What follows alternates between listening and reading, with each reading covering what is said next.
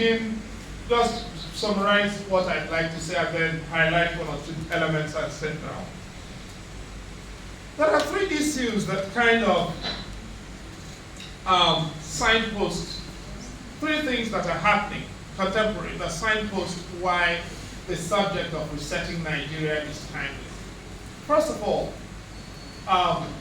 we're sitting through the ministerial nominations, and everyone here is watching what is going on. But Section 147 of our Constitution says the president must nominate a minister from each state, pretty much giving ministers constituencies, territorial constituencies, even though the only person who has a constituency defined by the contingency of electoral legitimacy in the executive act is the chief executive, the president with his vice, but really it's the president. Now, so the Section 147 signposts part of our problem, the fact that we don't believe we have a country that works for everyone. So minister has to be there from his village or her village to be reporting to his or her people. That is the only way you can guarantee that everyone buys it.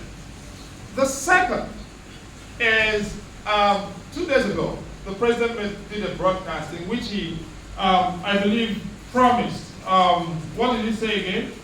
That Nigeria was emerging from darkness into light or something to that effect. And he started off, now very interestingly, he started off by saying, tonight I want to speak to you about the economy. And he ends up telling us the country is emerging from darkness into light. That suggests to me that there is a resetting to be done on at least the economy. Now, my point about ministerial nomination suggests to me that there is a resetting that could be contemplated about the politics. The president's broadcast suggests to me that there is a resetting required in the economy. And the elections this year suggests to me that there is a resetting to be done on coexistence. This was the year in which the disenfranchisement of Nigerians was the mechanism for attaining power. And in parts of Nigeria, you were told if you looked a particular way, you could not vote. And if you came from particular parts of the country or answered to particular names, you could not vote. And you know the interesting thing? Nigeria is a genocide theater just waiting to happen. Because if I hear your name, I know where you come from. I know where Shubomi comes from. Umaru comes from a particular place. Altine is from a particular place. But Larabe is from a particular place. Okeke is from a particular place. When you hear Laji, you say she's from somewhere. Hajiya is from somewhere. Hajara is from somewhere. Reverend is located. Every one of us is geolocated. And if Nigeria were to go belly up, it would be genocide. Because we would all be killing one another with reference to our geolocations. And so, if we sit down and we start saying you cannot vote because you look like your name is Okeke, Okore, Wafo, or Weke, or Akbata, or Woriole, then there is a problem. There is a deep problem.